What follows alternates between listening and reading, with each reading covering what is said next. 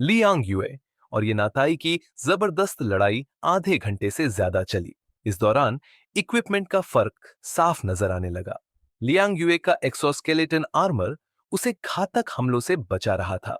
वहीं ये नाताई की बुद्ध की रोशनी अटैक और डिफेंस दोनों कर रही थी। एक मौके पर उसने बुद्ध का हाथ जादुई आईना बना दिया और एक शक्तिशाली बीम निकाली जो सीधे लियांग युए की तरफ गई। इससे उसके आर्मर पर क्रैक्स आ गए, खासकर लेफ्ट आर्म पर डैमेज हुआ। फिर भी लियांग युए ने पीछे नहीं हटते हुए लगातार हमला किया। ये नाताई की बुद्ध की लाइट अब धीरे धीरे फीकी पड़ने लगी थी।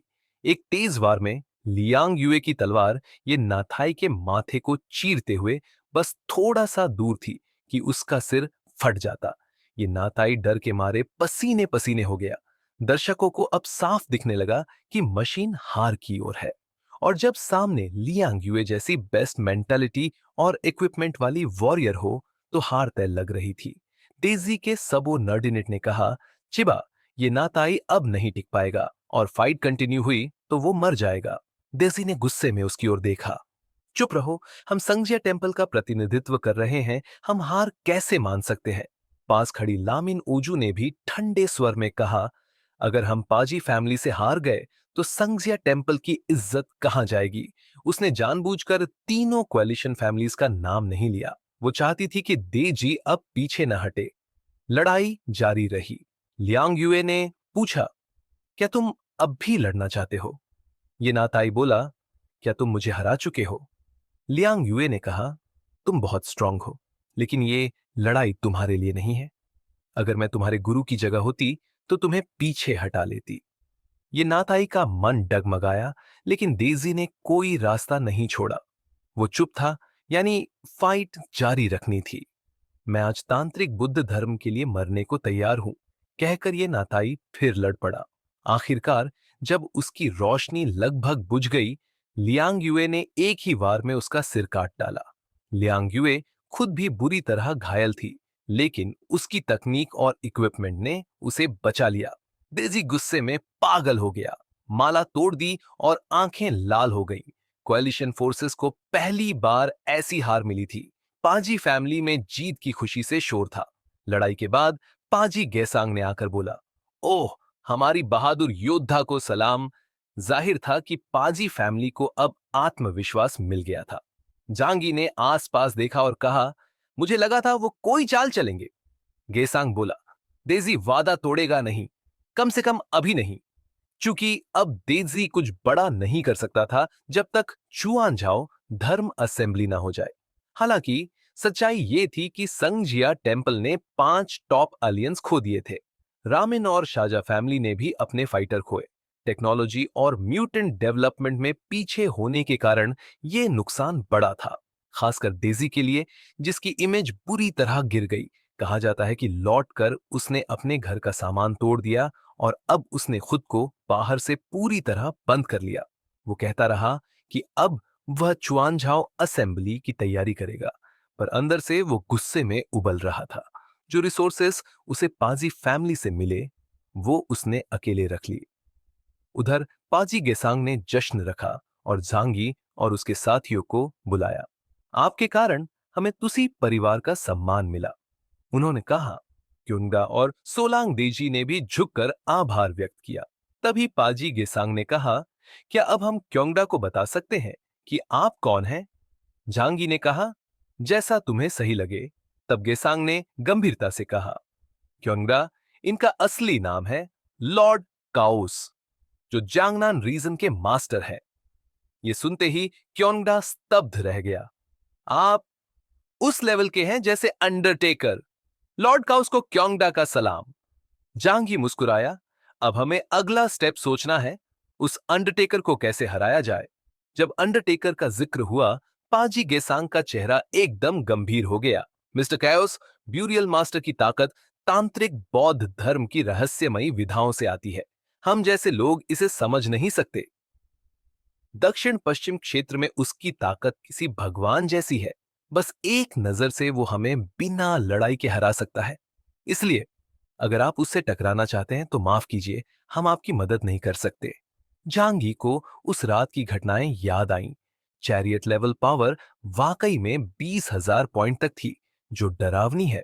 लेकिन उससे भी खतरनाक ये था कि वो संगा मठ से कोई विशेष शक्ति प्राप्त कर सकता था। उसके घाव तेजी से ठीक हो जाते और सुपर पावर फिर से भर जाती। इसका मतलब था, जब तक कोई उसे एक ही झटके में खत्म न करे, वो मरेगा नहीं। और ऐसा करने की ताकत या तो अंडरवर्ल्ड के गेटकीपर के पास है, या कोई ऐसा जो कर्स को पूरा करता हो। जैसे हो तू, मुझे उसके बारे में सब कुछ बताओ। शायद उसके पास से कुछ कमजोरी पता चल जाए। पाजी गेसांग ने हामी भरी। ये कोई राज नहीं है। तांत्रिक बौद्ध धर्म के प्रतीक के रूप में उसकी जिंदगी का ब्यौरा सब जानते हैं। दरअसल अंडरटेकर सिर्फ एक सिंबॉलिक फिगर था।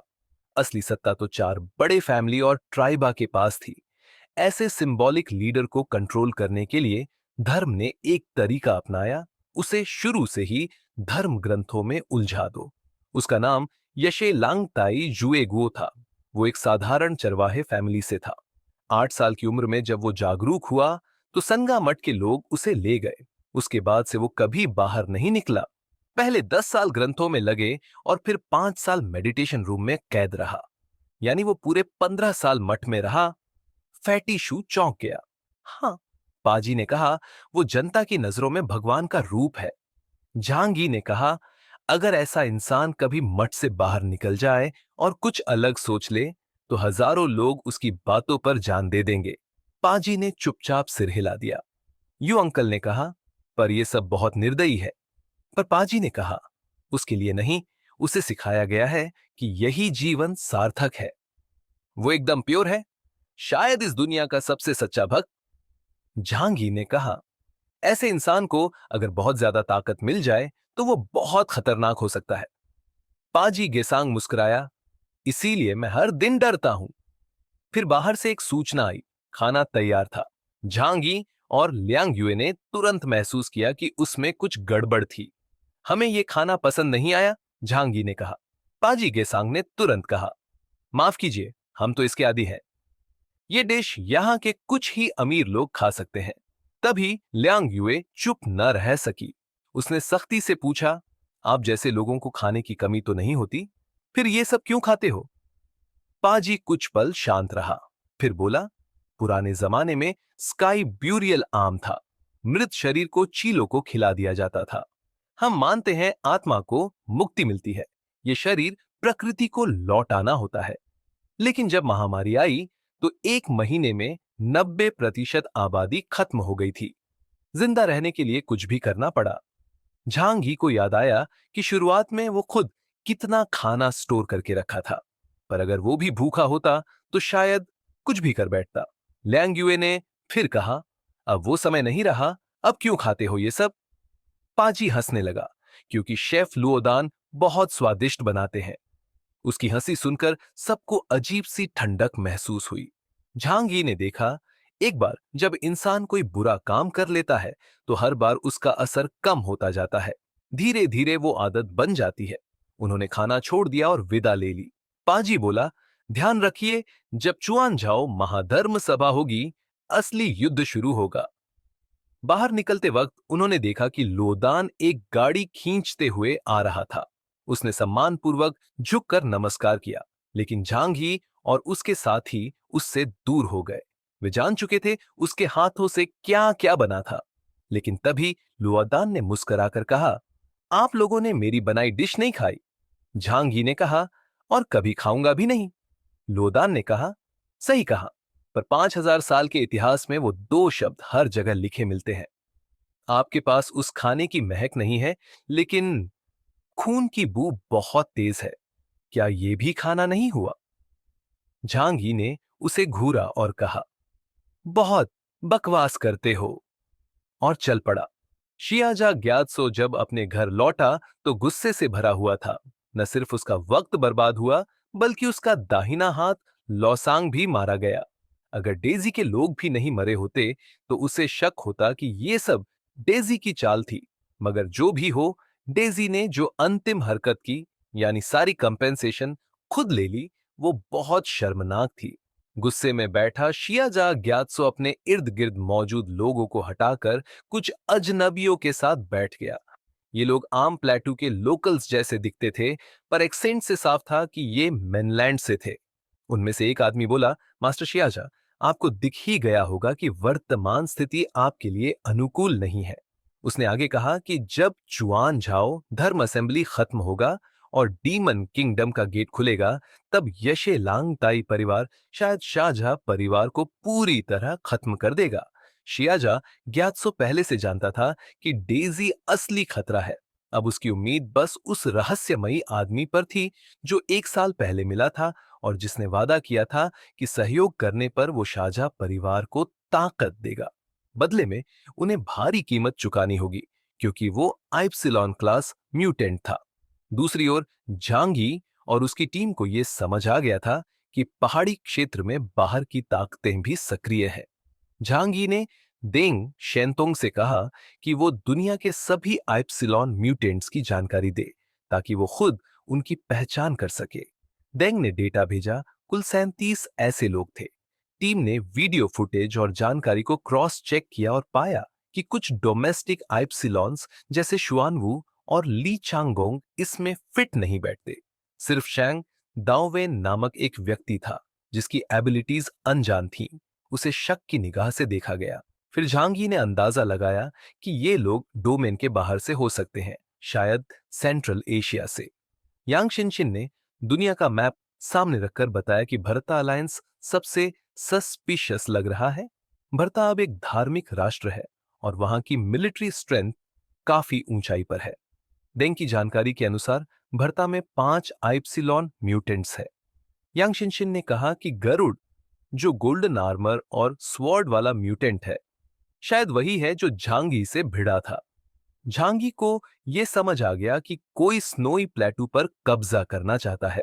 उसने साफ कहा, जो भी बाहर की ताकतों से मिला है उसे खत्म किया जाएगा। टीम ने इस पर सहमति जताई। कोई भी जो बाहर से मिला है उसे सर्वाइवल का हक नहीं है।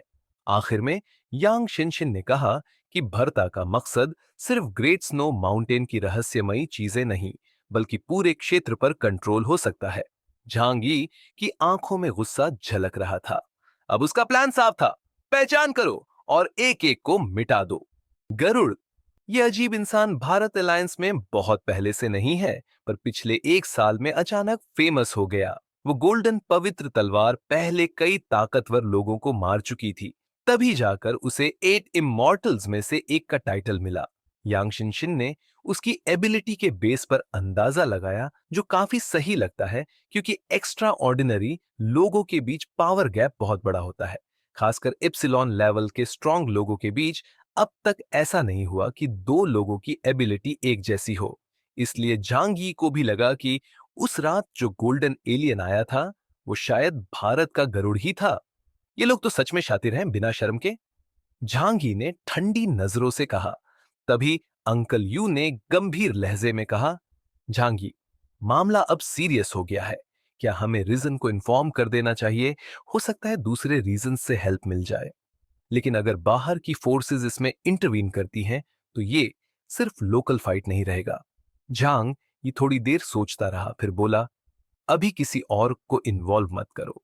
उसने सभी को समझाया, हमें इस सिचुएशन को 2 एंगल से देखना होगा। पहला, अगर भारत वाले पूरे साउथ वेस्ट रीजन को टारगेट कर रहे हैं तो फिर हमें नेशनल लेवल पर रेस्पॉन्ड करना होगा। पर मुझे ऐसा नहीं लगता कि ये प्रोबेबिलिटी हाई है। यांग शिनशिन ने भी सहमति में सिर हिलाया। साउथ वेस्ट का इलाका बड़ा है, लेकिन ऊंचाई ज्यादा होने की वजह से अब जब आइस एज आ गया है, सब बंजर हो चुका है।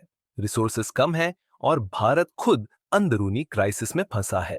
नेशनल स्ट्रेंथ और मिलिट्री पावर हमारे मुकाबले बहुत कमजोर है। फिर उसने हंसते हुए कहा, ऐसे टाइम में अगर वो वॉर की कोशिश करे तो या तो वो पागल है या सुसाइडल। झांगी ने कहा, तो अनलेस कोई फुल स्केल वॉर हो, हमें किसी को इन्फॉर्म करने की जरूरत नहीं। दूसरा पॉइंट है, वो लोग ग्रेट स्नो माउंटेन के नीचे वाले डिमोनिक किंगडम के ट्रेजर को पाना चाहते हैं। मुझे यह ज्यादा प्रैक्टिकल लगता है। वो मुस्कुराते हुए बोला, अगर यही उनका एम है तो हम इस सिचुएशन को सिंप्लीफाई कर सकते हैं। अगर मेरे बस में हुआ तो मैं फॉरेन एलियंस को जरूर हैंडल करूंगा, लेकिन मैं खुद को खतरे में नहीं डालूंगा। अंकल यू ने हामी भरी। सही कहा, पर मौका मिला तो उन बास्टर्ड्स को सबक जरूर सिखाऊंगा। झांगी ने कंधे उचकाकर कहा, जो भी सिचुएशन डिमांड करेगी हम वही करेंगे। किसी को नहीं पता आगे क्या होगा, लेकिन झांगी बाकी लोगों से ज्यादा शांत था, क्योंकि वो जानता था कि अगर सब फेल हो भी जाए तो वो खुद को बचा सकता है। इसके बाद के कुछ दिनों में सबने बाहर की इंटेलिजेंस इकट्ठा करनी शुरू कर दी। इसी बीच झांगी फिर से स्नो माउंटेन पर गया, जहां डिमोनिक किंगडम का विशाल ब्लू स्टोन गेट है। इस बार वो उसे ध्यान से देख पाया। सैकड़ों मीटर ऊंचा दरवाजा, ऐसा लगता था जैसे आसमान को छू रहा हो। उसने वैक्यूम की पावर से दरवाजा खोलने की कोशिश की, पर कुछ असर नहीं हुआ। वो बुदबुदाया, 2000 साल पहले का गेसर किंग आखिर क्या था? क्या उस समय के एक्स्ट्रा ऑर्डिनरी लोग हमसे कहीं ज्यादा पावरफुल थे? जब वो पास जाकर दरवाजा देख रहा था, उसे कुछ ग्रूव्स दिखे, 4 छोटे छोटे स्लॉट्स, जैसे कि वहां कुछ कीज फिट हो सकती हो। 4 ग्रूव्स, क्या ये वही कीज हैं जो 4 चीफ्टेन फैमिली के पास हैं? तभी उसे सब समझ आ गया। बिना चारों फैमिलीज के कून ऑपरेशन के कोई भी अंदर नहीं जा सकता, इसलिए बाहर से आए एलियंस को भी उनसे कोऑपरेट करना पड़ेगा। फिर एक शाम जब वो घर लौटा तो अपनी टीम को डिटेल्स बताई। तभी लियांग युए कुछ कहने में झिझक रही थी। झांगी ने पूछा, क्या रेसिस्टेंस वालों ने तुमसे कांटेक्ट किया? वो थोड़ा शर्माई और बोली, हाँ, दरअसल जुओमा नाम की रेसिस्टेंस लीडर ने उसे एक मीटिंग के लिए बुलाया था। झांगी ने मुस्कुराते हुए कहा, तो हम सब साथ चलेंगे, देखते हैं ये लोग कैसे हैं। अगली सुबह लियांग युए तय जगह पर पहुंची, लेकिन असली टीम म्यू यान की शैडो स्पेस में छुपी थी, जो अब एक छोटा सा पैलेस बन चुका था। शैडो स्पेस के अंदर लड़कियों ने एक घर, गार्डन और यहां तक कि फिशरी भी बना ली थी। झांगी भी मजाक में कहता, मेरा मन करता है तुम लोगों से लाइफ एक्सचेंज कर लो। लियांग युए लगातार लोकेशन बदलती रही। 3 बार फाइनली एक वीरान पहाड़ पर उसे जुओमा मिली। वो एक विशाल भेड़िए पर सवार थी, पीछे कई वुल्व्स थे। उसने लियांग युए को देखते ही सलाम किया। आपका शुक्रिया कि आप मिलने आई। उसने सीने पर हाथ रखा और झुककर अभिवादन किया। फिर बोली, मैं अकेली आई हूं, घबराइए नहीं। लियांग युए मुस्कुराई, आप भी रिस्क लेकर आई हैं। सही है। झुओमा ने लियांग युए से सीधा कहा, माफ करना, हम बाकी हमेशा सतर्क रहना पड़ता है, क्योंकि वो सरदारों के चमचे हमें मिटाने के लिए किसी भी घटिया तरीका अपना सकते हैं। तुमने मेरी जान बचाई। अगर तुम वाकई टुसी के आदमी होते तो मैं यहीं मर जाती, लेकिन अपने भाई को कभी नहीं मारती। लियांग युए बस चुपचाप सिर हिला देती है। तभी मुअन की स्पेस से झांगी बाहर आता है। जुओमा चौकन्नी हो जाती है। तुम कौन हो? झांगी हाथ उठाता है। घबराओ मत, मैं भी उसी की तरह बाहर से आया हूं। लियांग युए कहती है, ये हमारे बॉस हैं, भरोसा कर सकती हो। जुओमा पूछती है, क्या तुम हमारी मदद करने आए हो? झांग ही हंसता है, मदद? तुम तो काफी उम्मीदें लेकर आई हो। वो कहता है, तुमने हमसे कांटेक्ट किया है, अब बताओ क्या प्लान है? जुओमा गंभीर हो जाती है। उसने पहले से ही रिस्क लेने का फैसला कर लिया था। पिछली बार तुमने हमें और गुलामों को बचाया, मैं जानती हूं तुम अच्छे हो, इसलिए इस बार भी मदद मांगने आई हूं। लियांग युए पूछती है, क्या करना है? जुओमा थोड़ी झिझकती है, फिर कहती है, अगर अगले ऑपरेशन में हमारी तुमसे मुठभेड़ हो तो बस हम पर हमला मत करना, और अगर हो सके तो कवर दे देना। झांगी समझ जाता है कि ये सीधा नहीं बोल रही। तुम लोग छुआन जाओ, धर्म सभा के दौरान कुछ गड़बड़ करने वाले हो, है ना? झूमा चौंकती है, तुम कुछ ज्यादा ही तेज हो। झांग ये शांत लहजे में कहता है, अगर मदद चाहिए तो ईमानदारी दिखाओ। झूमा सोचती है कि बिना किसी मदद के ये मिशन मुश्किल होगा। तभी यांग शिन शिन की आवाज झांग यी के कानों में आती है। वह याद दिलाती है कि बर्फीले पहाड़ों पर उन्होंने जो बागी देखे थे, शायद वो इसी मिशन के लिए बलि चढ़ने जा रहे हैं। झांग यी अब लगभग समझ चुका है, बागी लोग फांसी पर चढ़ने जा रहे अपने साथियों को बचाना चाहते हैं, और यह पूरा मामला एक ट्रैप हो सकता है। वो पूछता है, हमें क्या मिलेगा बदले में? जो मां चुप हो जाती है, क्योंकि उनके पास कुछ देने को है ही नहीं। झांगी कहता है, ठीक है, हम मदद कर सकते हैं, लेकिन मुझे तुम्हारे लीडर से मिलना होगा। झूमा चौंकती है, तुम स्नो माउंटेन ईगल से मिलना चाहते हो? वो लीडर है बागियों का, जिसका पता चारों सरदार और संगा मंदिर सालों से खोज रहे हैं। हाँ, झांगी कहता है, मुझे उससे मिलना है। जोमा झिझकती है, फिर कहती है, मैं लीडर से बात करके बताऊंगी। लियांग युए और झांग ये वापस लौट जाते हैं। लियांग युए पूछती है, तुम मुझसे मिलना क्यों चाहते हो? यांग शिन बताती है, क्योंकि झांगी को शक है कि वही गोल्डन विंग्स वाला एलियन है जो उस रात दिखा था। अगर वाकई वो स्नो माउंटेन ईगल वही एलियन है, तो सारी बातें फिट बैठती हैं।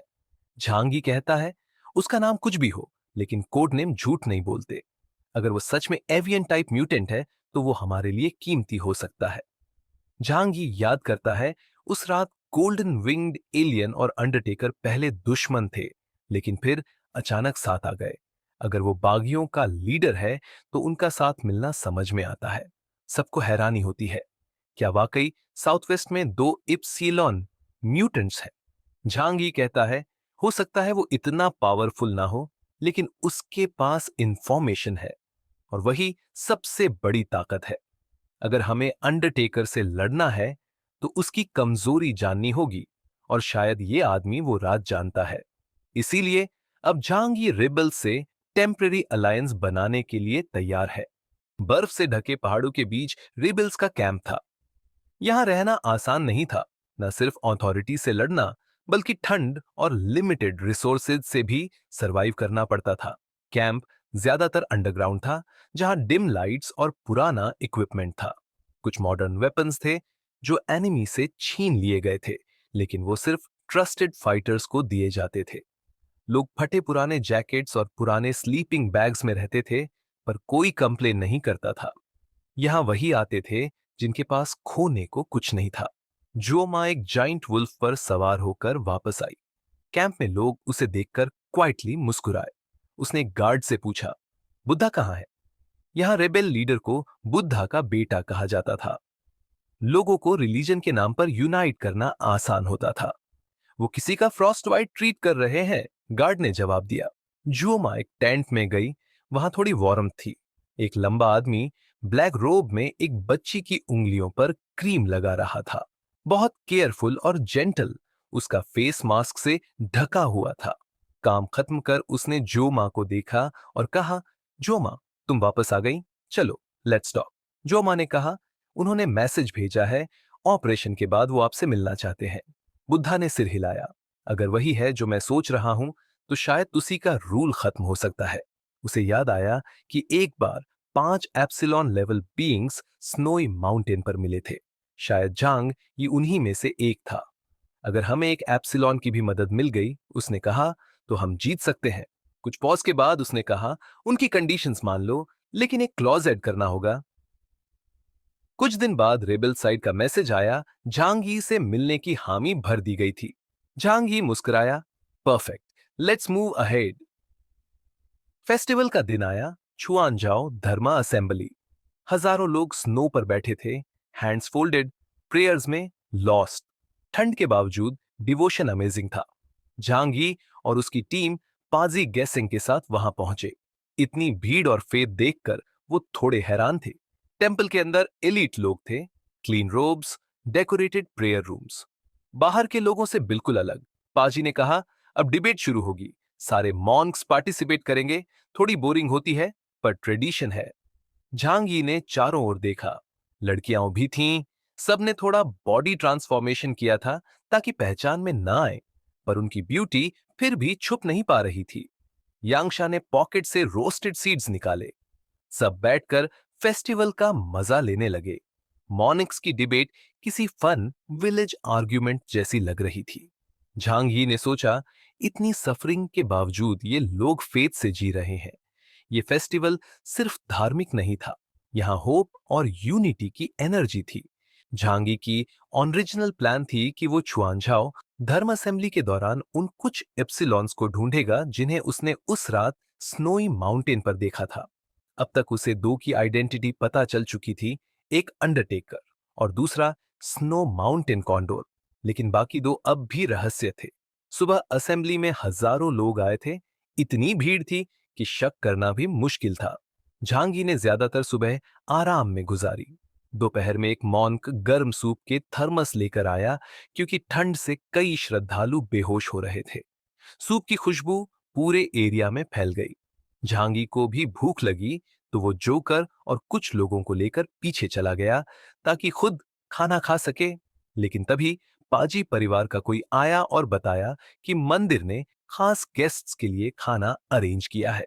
जो बोली, इतने बड़े मंदिर का खाना टॉप शेफ्स बनाते हैं, टेस्ट जबरदस्त होगा।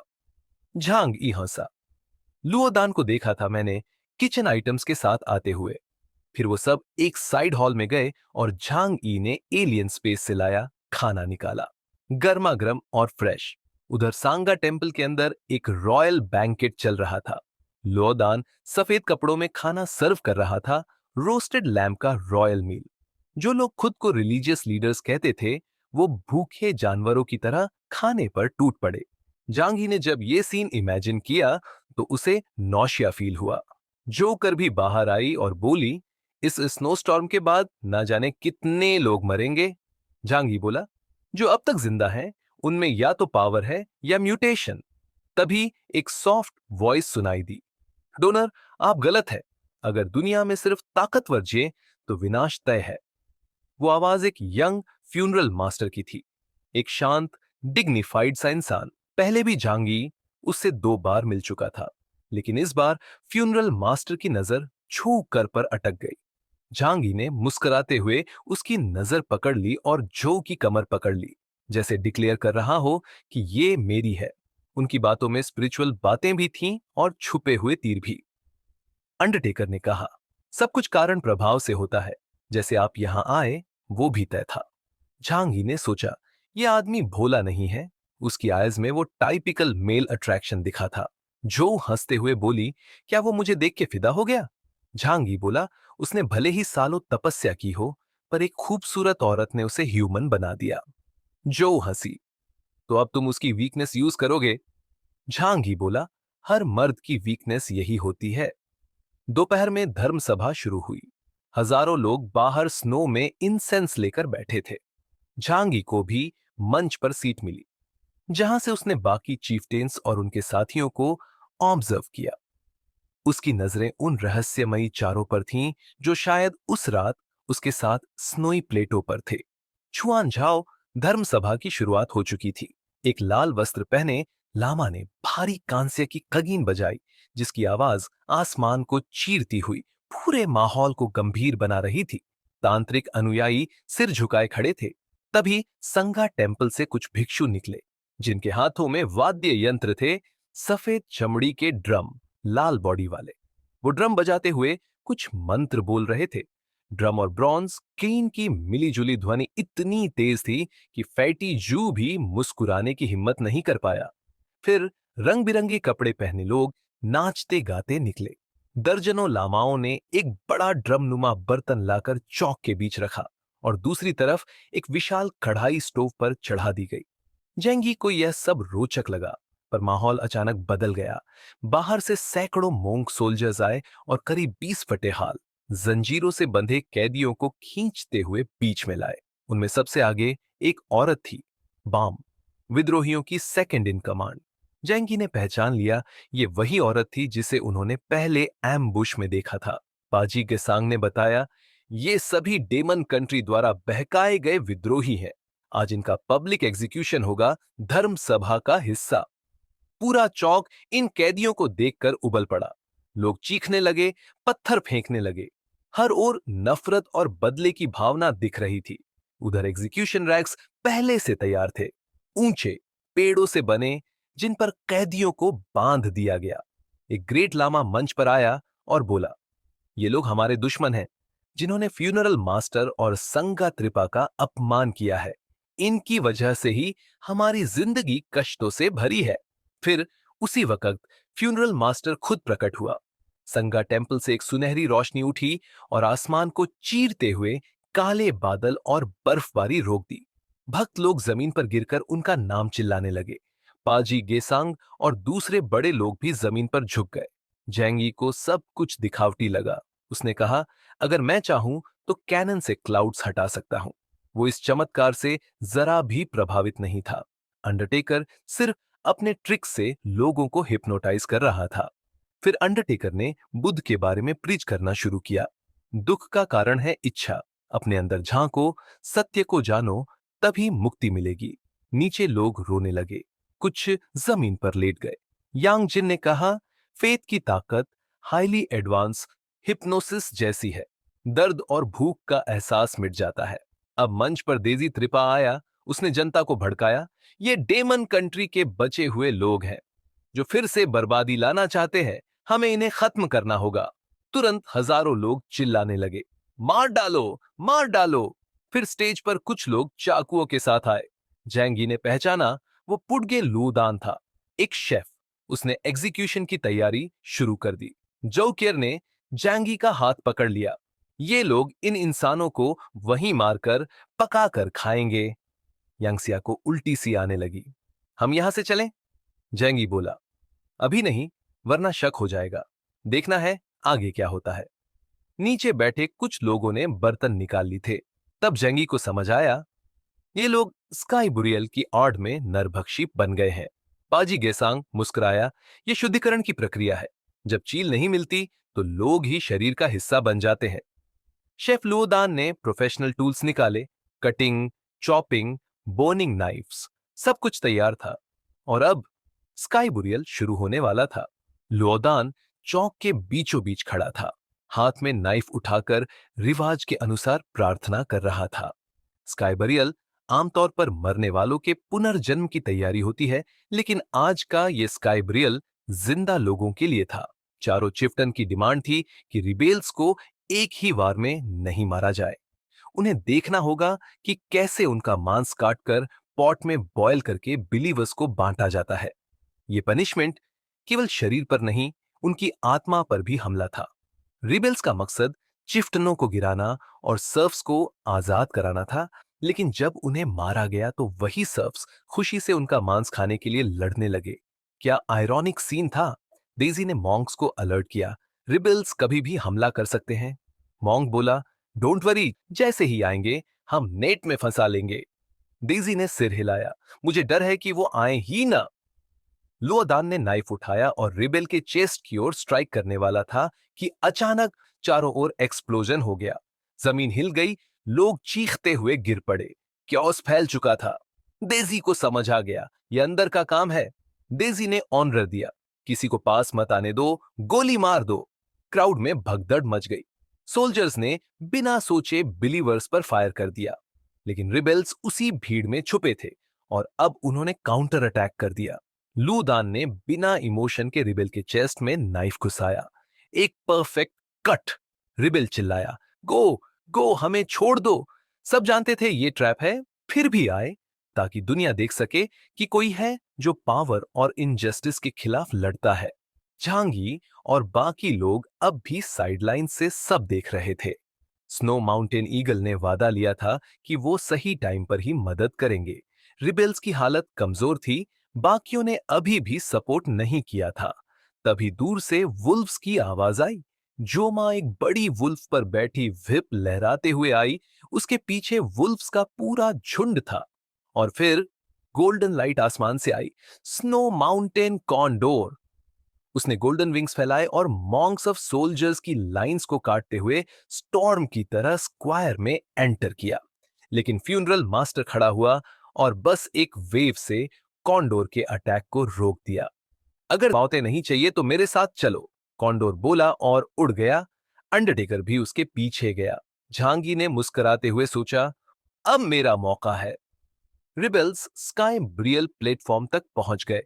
लोदान अब भी कॉल्म होकर रिबेल का मांस काट रहा था, जैसे आर्टिस्ट कैनवस पर काम कर रहा हो। फिर उसने सॉल्ट छिड़का, बॉडी में मूवमेंट हुआ। फिर नाइफ से उसकी लाइफ एंड की ओर स्तर करने लगा। झांगी के इशारे पर चेन्स टूट गईं।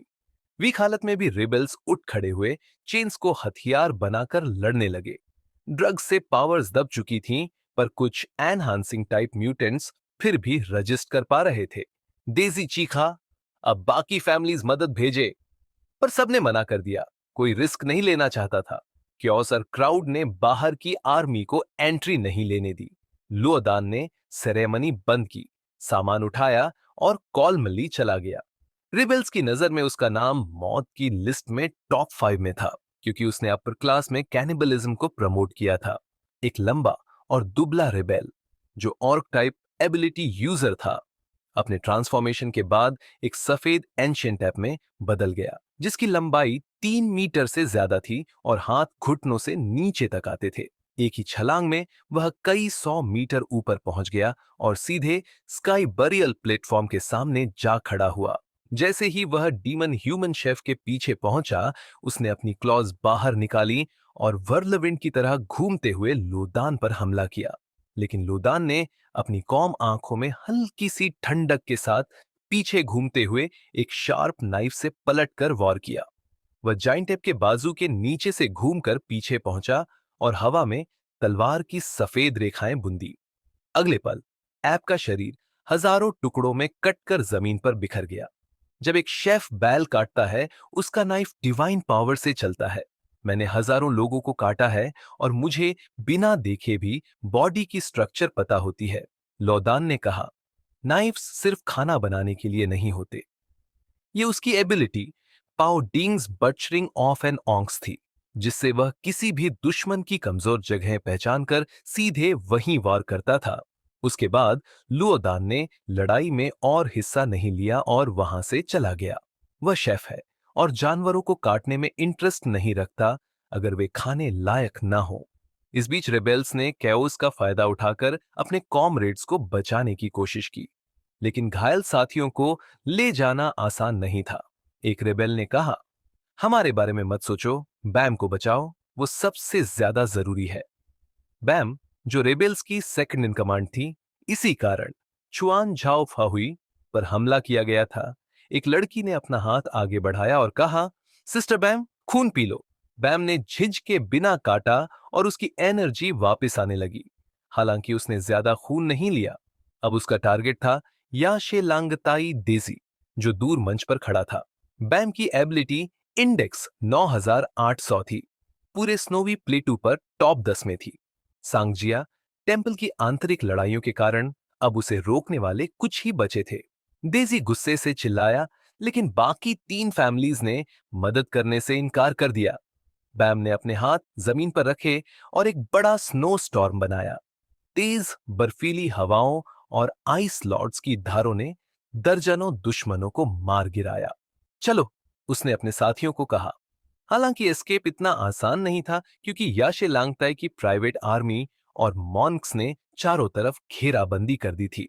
तभी लियांग युए और मुयान चुपचाप आ गए और रेबेल्स को अपने शैडो स्पेस में छिपा लिया। मुयान की एबिलिटी से रेबेल्स लिटरली गायब हो गए। बर्फीला तूफान थमने पर भी किसी को रेबेल्स की डायरेक्शन नहीं पता चली। डेजी का चेहरा गुस्से से तमतमा गया, लेकिन बाकी फैमिलीज चुपचाप हंस रहे थे। डेजी ने तुरंत कुछ लोगों को लाशें इकट्ठा करने भेजा। फिर एक लामा ने चिल्लाकर कहा, तंत्रा के खिलाफ जाने वाले डीमंस को मार दिया गया है। लोगों ने चीयर किया, चाहे उन्हें हकीकत का पता था या नहीं।